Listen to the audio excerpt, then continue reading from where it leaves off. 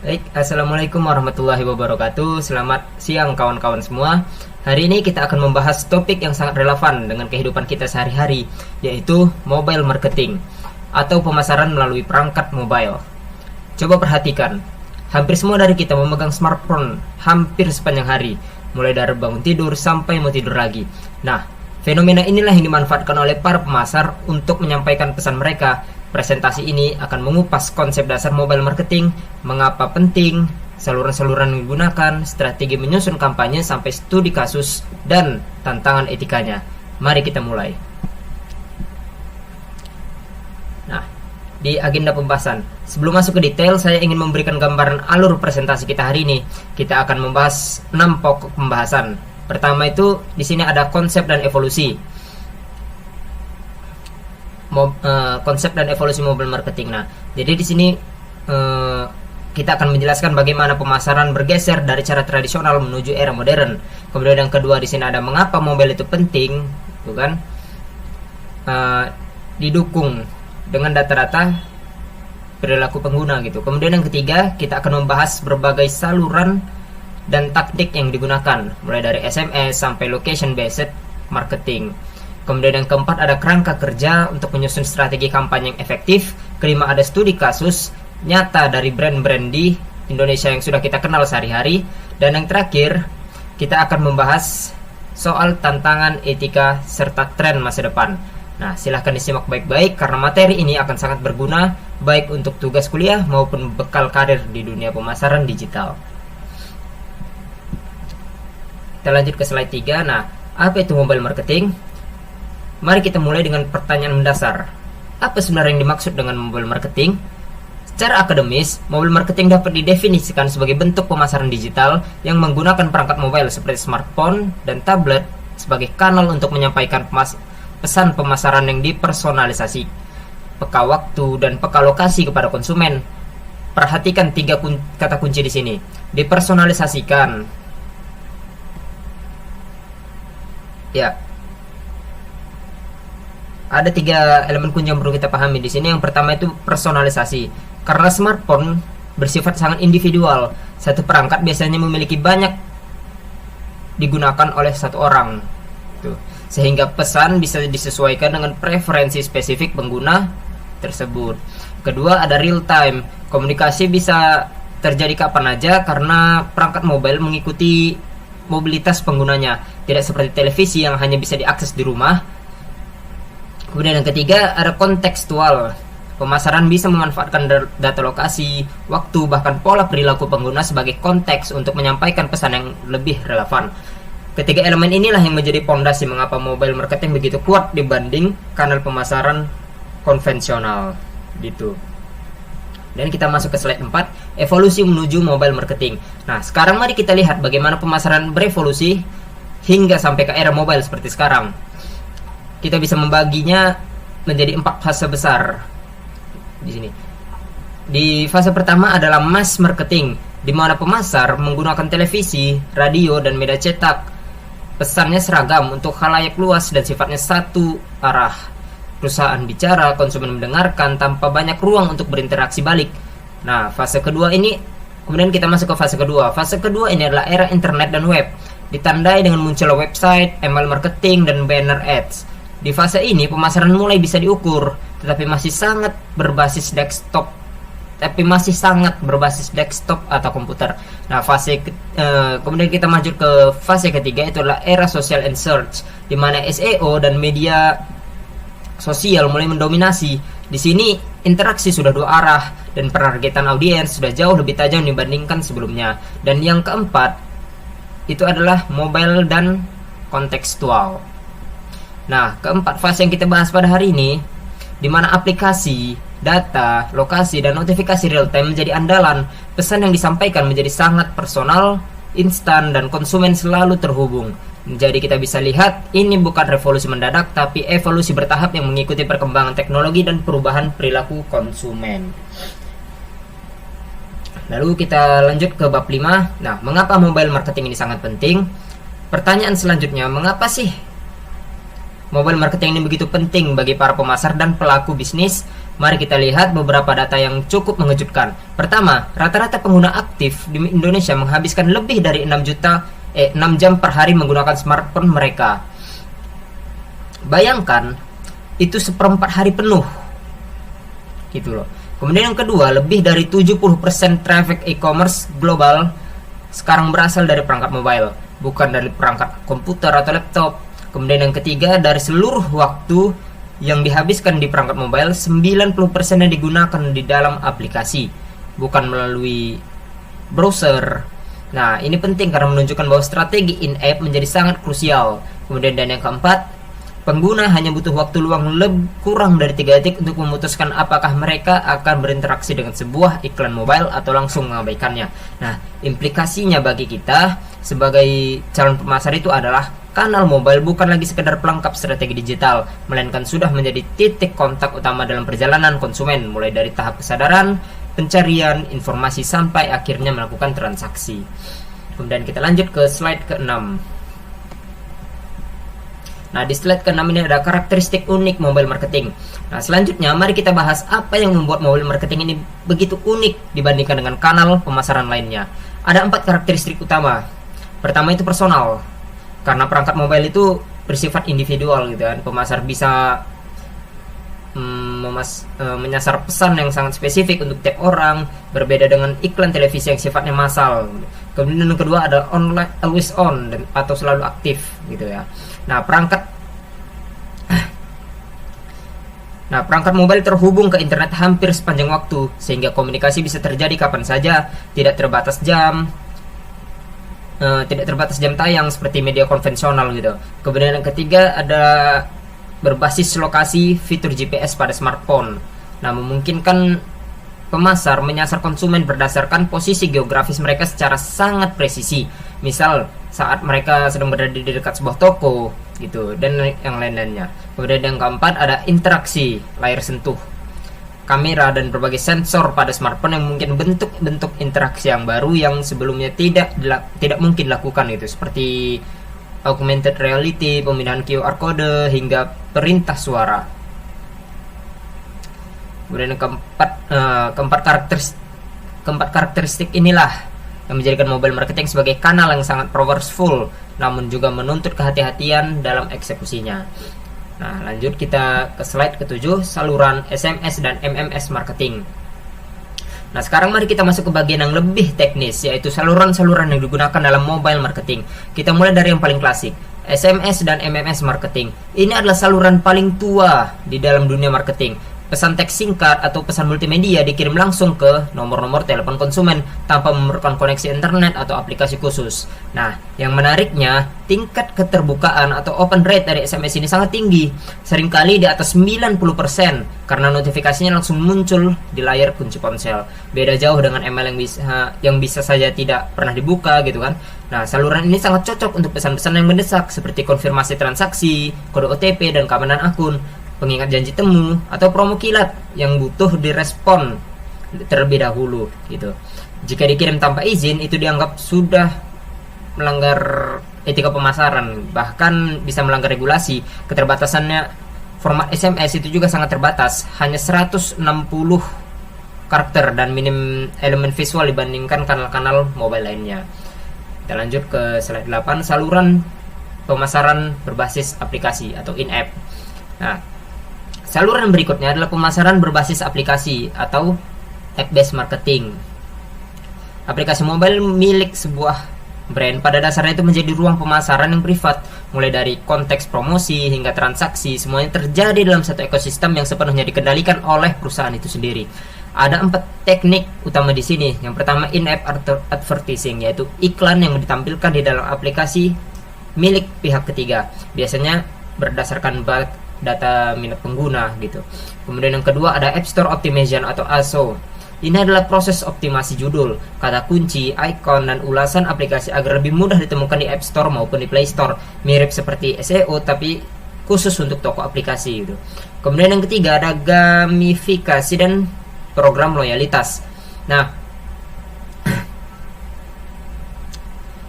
Ini termasuk pemberian poin, badge atau tantangan di dalam aplikasi untuk meningkatkan retensi dan mendorong pengguna kembali menggunakan aplikasi secara rutin gitu. Kemudian yang keempat ada deep linking, yaitu tautan yang membawa pengguna langsung ke halaman spesifik di dalam aplikasi sehingga mempercepat proses konversi tanpa harus mencari-cari sendiri.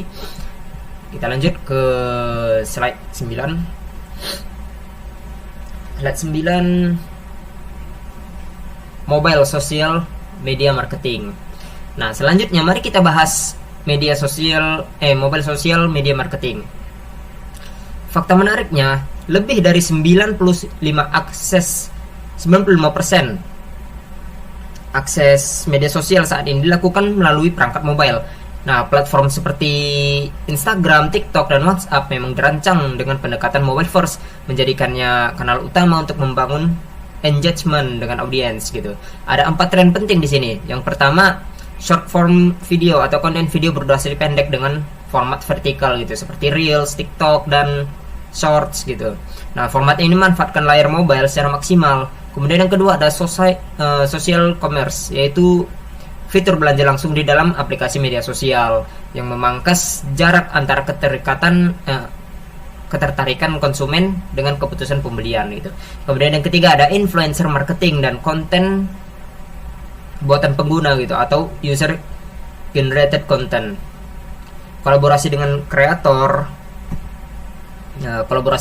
konten gitu ya, membangun kepercayaan yang lebih jauh gitu, lebih organik dibandingkan dengan iklan konvensional. Dan yang keempat ada chat commerce atau pemasaran melalui langsung seperti WhatsApp Business atau Instagram DM yang digunakan untuk pelayanan pelanggan sekaligus penjualan secara personal. Di slide 10, push notification and location based marketing. Nah, sekarang kita akan membahas 2 saluran yang sering digunakan bersamaan. Yang pertama itu push notification dan location based marketing. Push notification itu adalah pesan singkat yang dikirimkan langsung oleh aplikasi ke layar perangkat bahkan saat aplikasi sedang tidak dibuka. Nah, saluran ini sangat efektif untuk re-engagement, yaitu menarik kembali pengguna yang sudah lama tidak membuka aplikasi gitu. Namun ini juga perlu diingat, pesannya harus relevan dan tidak berlebihan, karena frekuensi yang terlalu tinggi justru bisa memicu pengguna untuk menghapus aplikasi tersebut karena risih gitu. Nah, lalu ada kedua nih, push masih yang pertama ya. Push notification juga bisa dipicu secara otomatis berdasarkan perilaku pengguna gitu. Misalkan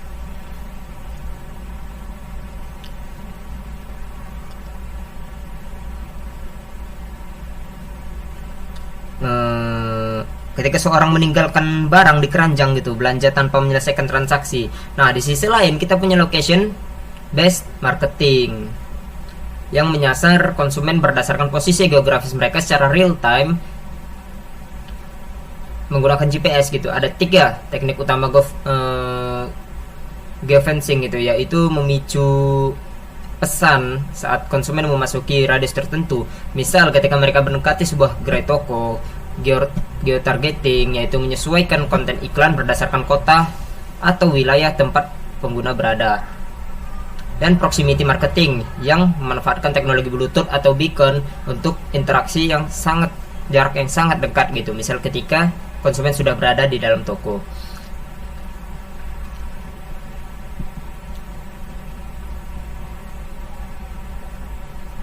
Nah, kemudian kita masuk ke slide 11. Slide 11, mobile search marketing. Nah, saluran terakhir yang akan kita bahas adalah mobile search marketing.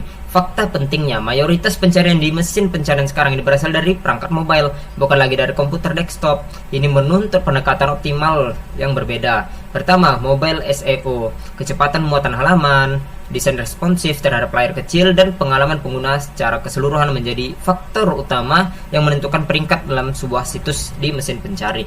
Kedua, ada voice search atau pencarian suara gitu. Nah, dengan makin populernya asisten suara seperti Google Assistant dan Siri, pemasar perlu mengoptimasi konten mereka untuk kata kunci yang lebih natural dan bentuk percakapan, bukan lagi kata kunci pendek seperti dulu gitu. Yang ketiga ada local search intent, yaitu pencarian dengan frasa seperti di dekat saya gitu ya, yang meningkatkan tajam di perangkat mobile gitu. Nah, ini sangat penting bagi bisnis yang memiliki lokasi fisik seperti restoran, kafe, atau toko retail. Dan kita lanjut ke slide 12. Strategi menyusun kampanye mobile marketing. Nah, setelah memahami berbagai saluran, sekarang kita akan masuk ke bagian yang sangat praktis. Bagaimana cara menyusun strategi kampanye mobile marketing yang sangat efektif? Nah, saya rangkum di sini menjadi 5 langkah.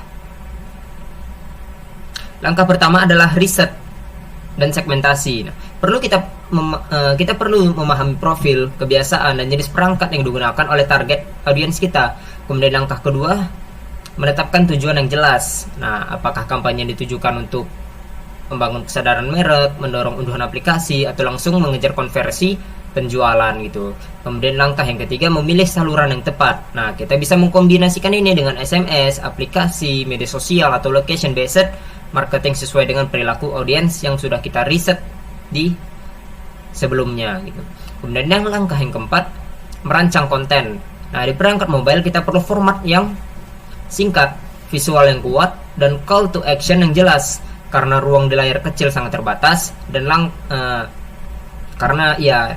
ruang di layar kecil itu sangat terbatas gitu kan. Nah, dan yang kelima di sini mengukur dan mengoptimasi. Kita perlu mengevaluasi metrik seperti click to rate, tingkat retensi, dan konversi. Lalu terus menyempurnakan kampanye secara berkelanjutan. Kemudian yang kelima, langkah ini bersifat siklus, bukan linear gitu. Artinya setelah langkah kelima kita kembali lagi ke langkah pertama dengan data dan insight yang baru. Dan kita lanjut ke slide 13. Nah, di slide 13 di sini ada studi kasus praktik di Indonesia. Nah, namun di balik potensinya yang besar, mobile marketing juga membawa sejumlah tantangan dan pertimbangan etika yang perlu kita perhatikan sebagai calon praktisi pemasaran. Nah, pertama, privasi data.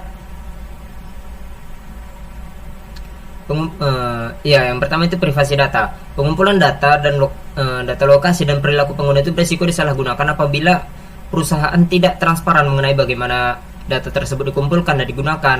Kemudian yang kedua, kelelahan notifikasi atau notification fatigue. Nah, frekuensi pesan yang berlebihan justru menurunkan pengalaman pengguna dan bisa memicu mereka untuk berhenti berlangganan atau bahkan menghapus aplikasi sepenuhnya. Kemudian yang ketiga ada fragmentasi perangkat. Nah, beragamnya ukuran layar, sistem operasi, dan kecepatan koneksi internet di berbagai daerah menyulitkan pemasar untuk memberikan pengalaman yang konsisten bagi semua pengguna. Kemudian yang keempat ada regulasi. Nah, di Indonesia sendiri ada Undang-Undang Perlindungan Data Pribadi atau UU PDP yang membatasi bagaimana data konsumen itu boleh dikumpulkan dan digunakan oleh perusahaan. Nah, sebagai pemasar yang bertanggung jawab, kita perlu memastikan bahwa strategi yang akan kita jalankan tidak hanya efektif secara bisnis, tetapi juga etis dan sesuai dengan regulasi yang berlaku. Kemudian kita lanjut ke slide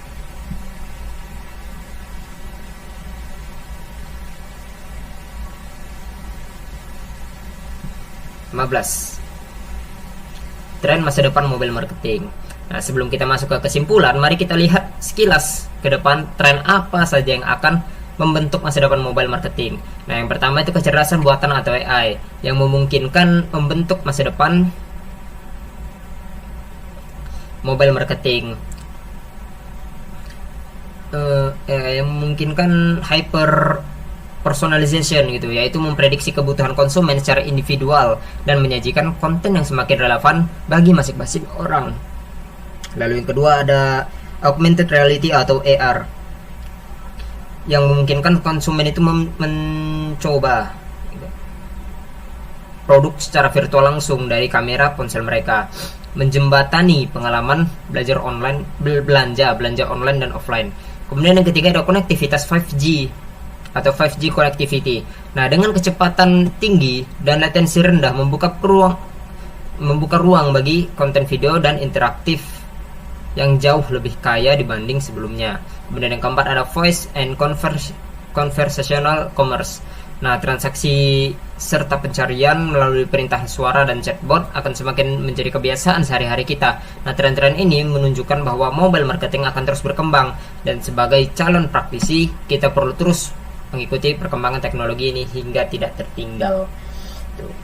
Nah, hingga sampailah kita pada slide ke-16, yaitu di kesimpulan. Sebagai penutup, mari kita rangkum apa yang sudah kita pelajari pada hari ini.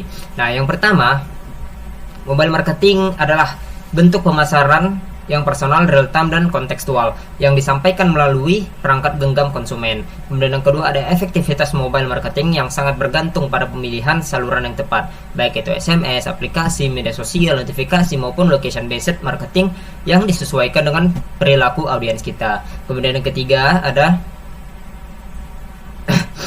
strategi kampanye yang baik gitu, selalu dimulai dari riset audiens yang mendalam, penetapan tujuan yang jelas, sehingga pengukuran dan optimasi yang berkelanjutan. Ini bukan proses sekali jalan, tapi siklus yang terus berputar. Kemudian yang keempat, yang tidak kalah penting, keberhasilan jangka panjang dalam mobile marketing menuntut keseimbangan antara